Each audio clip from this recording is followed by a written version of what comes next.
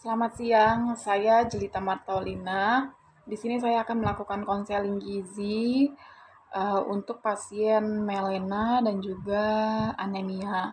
Dengan kasus yang saya dapat yaitu Tuan P, usia 47 tahun, seorang pegawai kantoran, masuk rumah sakit dengan keluhan lemas, lalu juga pusing, BAB berdarah, lalu juga nyeri perut, tidak nafsu makan, dan juga mual. Adapun tekanan darahnya yaitu 111 per 62, lalu RR-nya 22, suhunya 36,7 derajat Celcius, dengan nafasnya 84. Lalu adapun hasil recall makanan pasiennya ini di pagi hari 1/4 porsi, lalu makan siangnya 1/4 P, lalu makan sorenya 1/4 P. Lalu dengan riwayat pola makan pasien, dia suka makan pedas, makan tidak teratur, dan juga jarang konsumsi sayur buah. Adapun tujuan yang dari konseling yang saya berikan ini yaitu untuk bersama-sama mencari solusi dan juga alternatif dari masalah yang Bapak alami dan juga yang pasien keluhkan kepada saya. Berikut video mengenai konseling gizi saya. Selamat siang Bapak. Selamat siang. Perkenalkan saya Jelita Martaulina, ahli gizi yang bertugas di rumah sakit pada hari ini. Sebelumnya saya boleh tahu keluhan Bapak apa Pak? Keluhan saya lemas, pusing, BAB berdarah, sama ini hasil rekam medis saya dari dokter sama labnya. Oh baik, saya lihat dulu ya.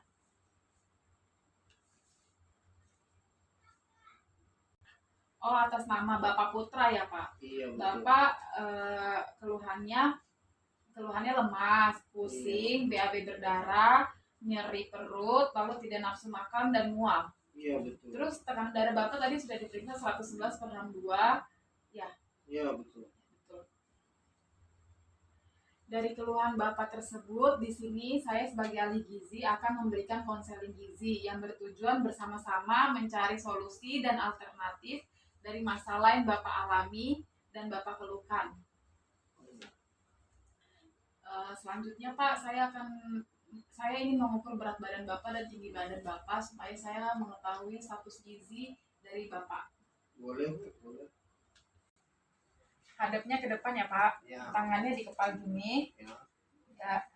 Berat badan Bapak 60 kilo. Ya. Badannya ini Pak, nempel ke tembok. Lalu kakinya dirapetin. Tangannya gini. Ya. Agak kesini.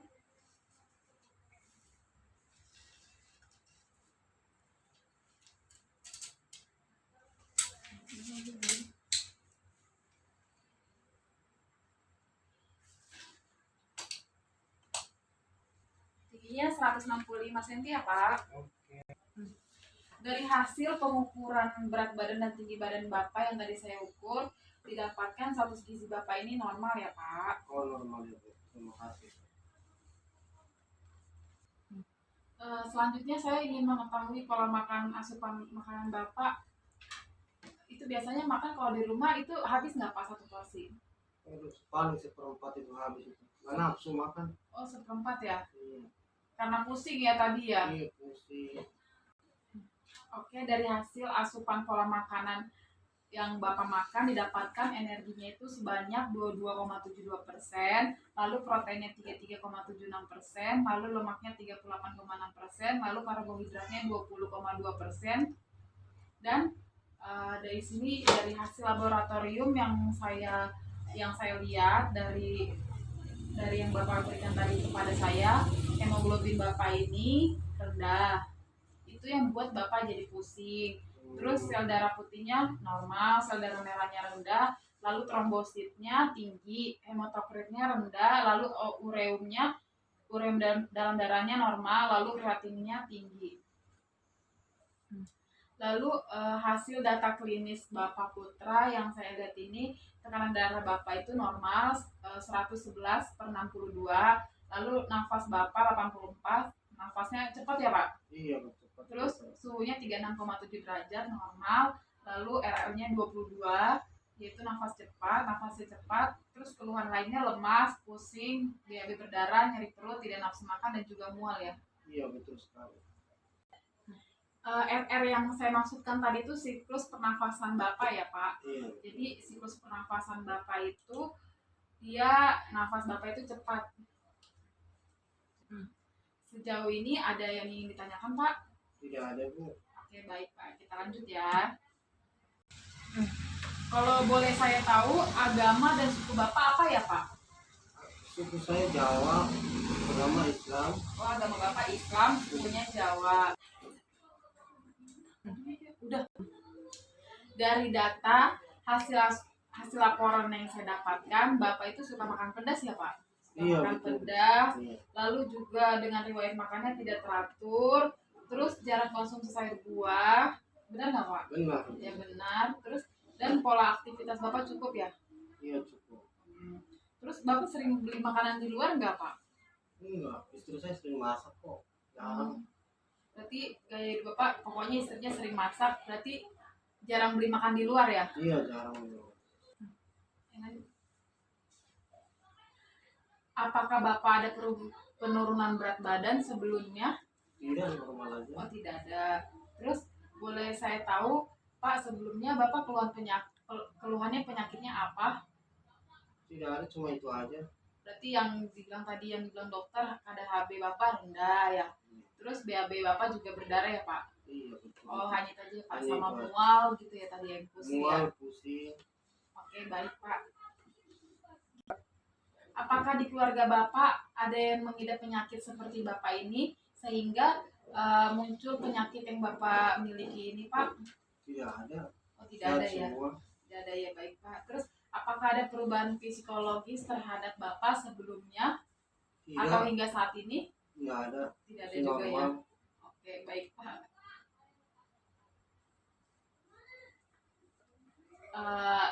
Oke, baik.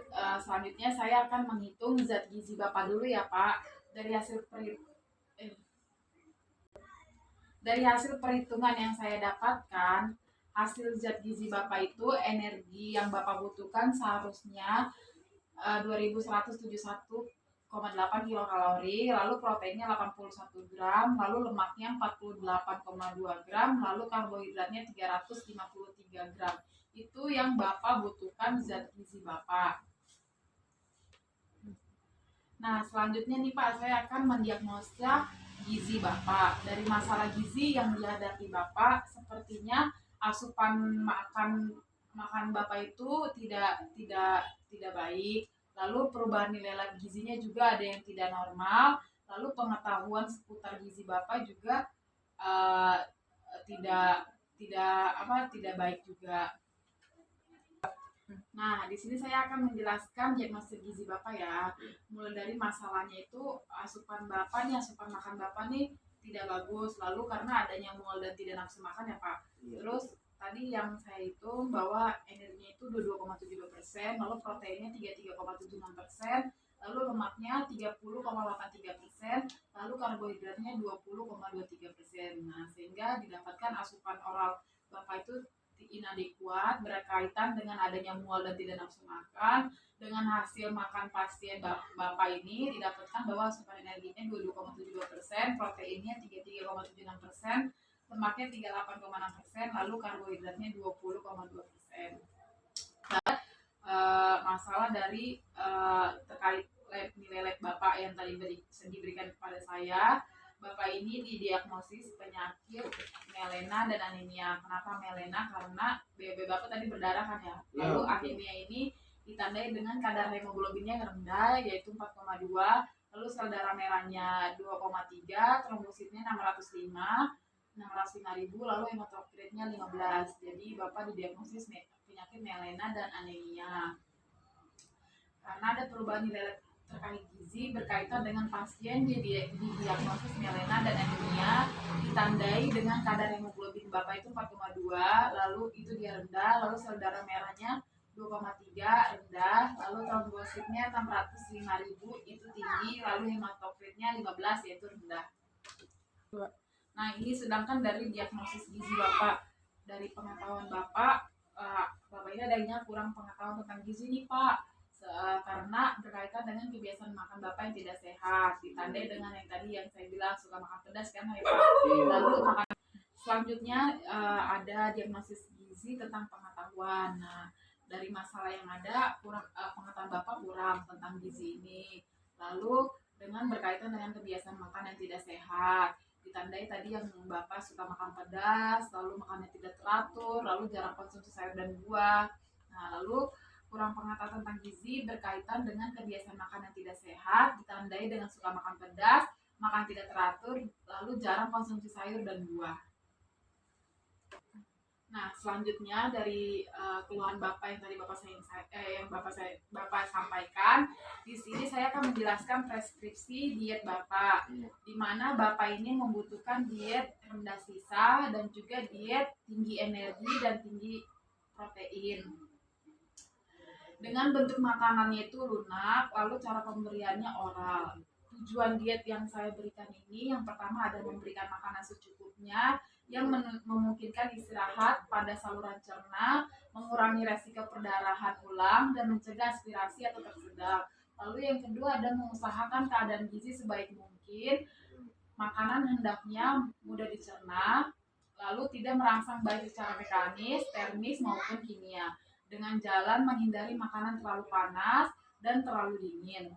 Lalu memberikan makanan yang adekuat guna meningkatkan zat gizi Bapak. Lalu syarat diet yang bakal Bapak jalan ini yang pertama ada pokoknya tidak merangsang saluran cerna, tidak meninggalkan sisa supaya BAB Bapak ini tidak berdarah lagi. Lalu protein, lemak, karbohidratnya cukup seperti daging-dagingan, terus juga makanan nasinya cukup, tidak berlebihan juga tidak berkurang. Minum vitamin, lalu mineral diberikan cukup, kecuali zat besi diberikan tinggi karena kan Bapak hemoglobinnya rendah nih, jadinya sering minum vitamin yang mengandung zat besi supaya meningkatkan hemoglobin darah Bapak.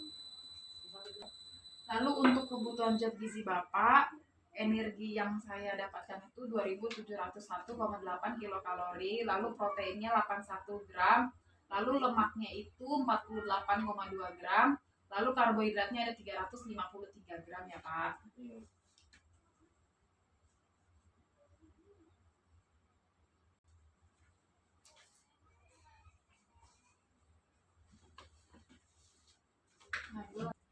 Lalu selanjutnya di sini saya akan memberitahu menu sehari yang Bapak yang baik untuk dikonsumsi. Ini seperti ini Pak. Ada nasi uduk, nah ini porsinya sekian yang Bapak lihat. Lalu ada telur, untuk makan pagi telur dadar, lalu ada orek tempe, tumis bihun, puring coklat, nasi, ikan pindang layang, bakwan, tumis bayam toge, donat, nasi, ayam crispy, kentang goreng, tumis buncis bakso, jagung. Dengan rekomendasi asupannya itu 2171,8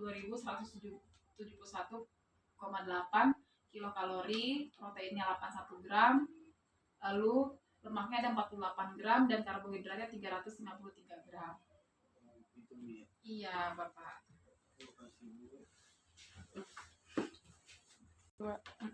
Nah, ini di sini selanjutnya saya akan memberitahukan food model gizi seperti ini, Pak, yang Bapak konsumsi, Pak. Ini untuk buahnya, lalu ini untuk yang karbohidrat seperti nasi, terus juga ada umbi-umbian, lalu ini ada protein seperti daging, ikan, terus ada buah, sayur. Nah, seperti ini Pak. Ya, makasih Bu.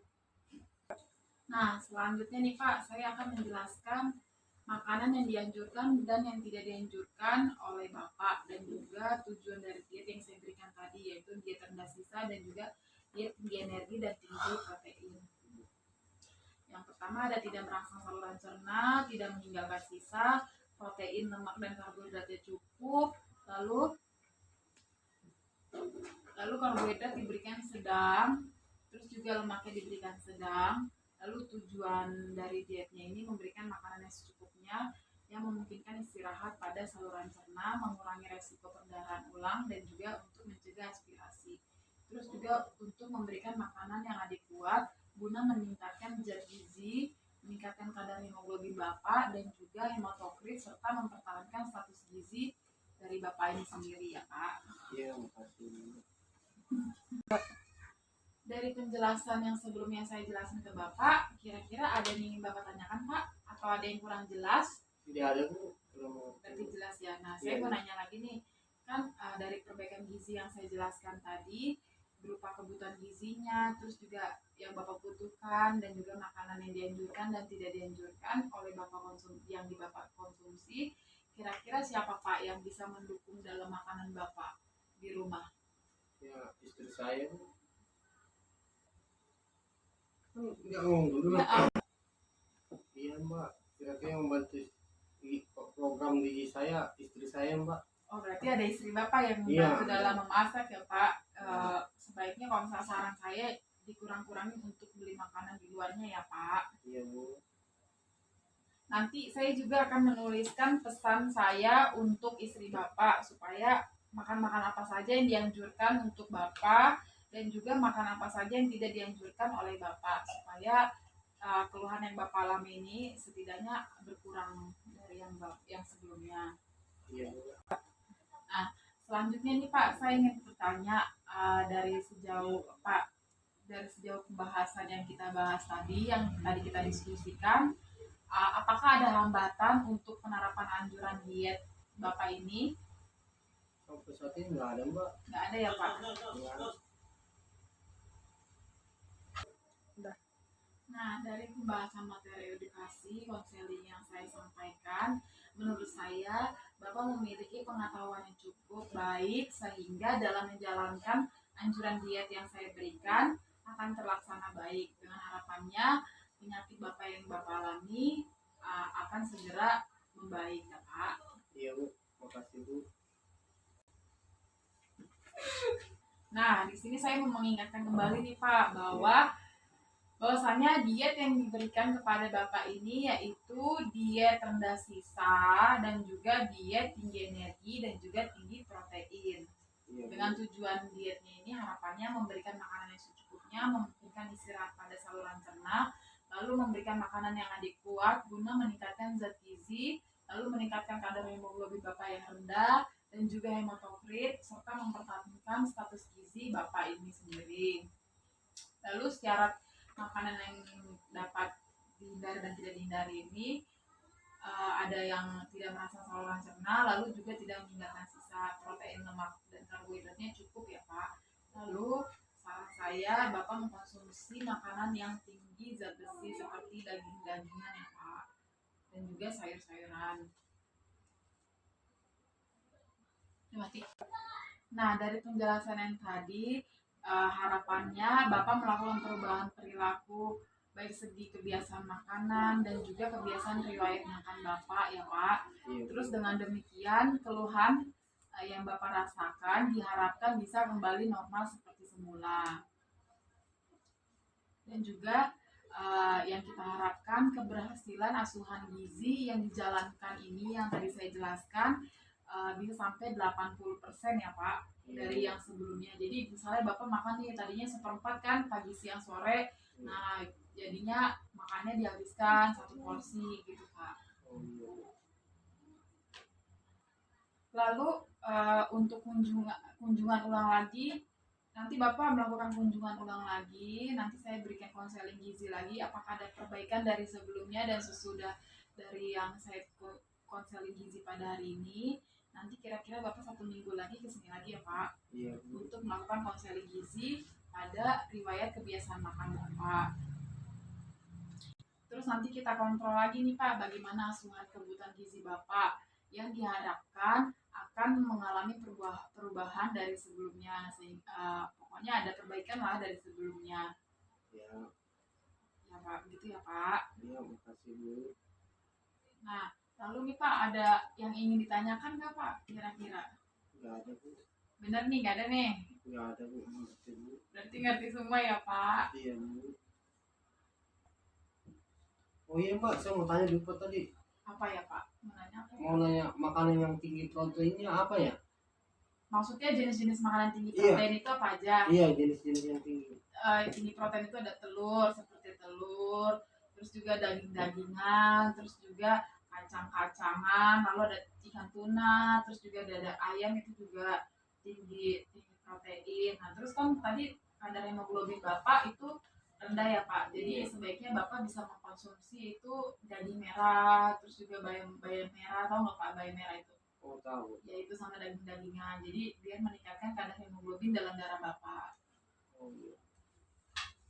Ya, tapi nggak sih dari yang tadi pertanyaan Bapak dan yang saya jawab tadi Pak, kira-kira ada yang ingin ditanyakan lagi?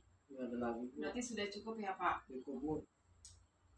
Nah, bentar ya Pak, saya nyatet dulu data konseling gizi Bapak ini untuk laporan saya dan juga asuhan gizi dulu ya Pak. Iya, silakan Bu. Yakin nih Pak, nggak ada lagi yang ingin ditanyakan? Iya, yakin nggak ada. Nah, ini selanjutnya saya akan memberikan ada leaflet. Ini ada diet tinggi energi tinggi protein dan juga diet rendah sisa. Nah, di mana tujuan dari diet ini untuk memenuhi kebutuhan energi dan protein yang meningkatkan untuk mencegah dan mengurangi kerusakan jaringan tubuh. Lalu untuk memberikan makanan yang adekuat guna meningkatkan zat gizi Bapak, terus meningkatkan kadar hemoglobin dan hematokrit, dan serta mempertahankan status gizi pas Bapak. Lalu syarat dietnya itu ini ada yang energi tinggi yaitu 40 sampai 45 kilokalori, lalu protein tingginya 2 sampai 2,5 gram, lalu lemaknya cukup. Jadi Bapak nanti konsumsi lemaknya harus cukup, tidak lebih, tidak kurang. Lalu kebutuhan karbohidratnya juga harus cukup, yaitu sisa dari kebutuhan energi. Lalu makannya ini Bapak harus sering, tapi diberikan dalam porsi kecil. Lalu juga ada pokoknya intinya protein, lemak, dan karbohidratnya cukup. Yang perlu Bapak ketahui, proteinnya itu harus dikonsumsi tinggi, yaitu 1,8 gram lah pokoknya. Terus untuk membantu pembentukan hemoglobin Bapak. Soalnya kan hemoglobinnya tadi rendah nih. Iya. Jadi biar nggak keluar Bapak ini biar nanti sehingga nggak pusing lagi gitu. Jadi kadar hemoglobinnya juga normal. Nah, ini leaflet untuk Bapak ya Pak. Terus juga ada pesan yang saya berikan nanti untuk istri Bapak. Jadi untuk menjalankan diet ke depannya. Jadi biar ada perbaikan dari yang sebelum dan sesudah saya berikan konseling gizi ini. Iya, terima kasih Bu. Ya, sama Pak. Jadi kesimpulannya dari konseling gizi ini Bapak harus memakan makanan yang tinggi protein. Lalu makanannya itu yang diberikan kecil tapi sering. Lalu untuk lemak dan karbohidratnya seperti nasinya itu cukup, tidak lebih dan juga tidak kurang. Iya Bu. Lalu vitamin diberikan cukup, apalagi kan sekarang juga lagi COVID-19 ya Pak. Jadi Bapak juga harus minum vitamin. Lalu mineralnya diberikannya cukup. Terus kecuali mineral Fe diberikan tinggi untuk meningkatkan hemoglobin darah Bapak. Lalu cairan juga diberikan cukup. Terus juga Bapak minumnya harus cukup nih, 2 liter sampai 3 liter per hari. Itu aja sih Pak intinya kesimpulan dari konseling gizi yang saya berikan pada hari ini. Ya Bu, makasih banyak ya Bu ya. Ya, sama-sama Bapak. Ini di bawah ya Pak. Iya Bu. Leafletnya. Cukup sampai di sini dulu konseling gizi yang saya berikan untuk Bapak. Jika nanti ada keluhan mengenai seputar diet Bapak, bisa datang lagi ke sini. Nanti kalau misalnya tidak ada baik-baik aja, nanti bisa kontrol lagi seminggu lagi ke sini. Jadi biar kita mengetahui status gizi Bapak dan juga asuhan gizi Bapak yang sudah saya berikan tadi ada perbaikan atau enggak. Oke, siap Bu. Ya, terima kasih ya Pak. Ya, Selamat sama-sama. siang. Terima kasih, selamat siang.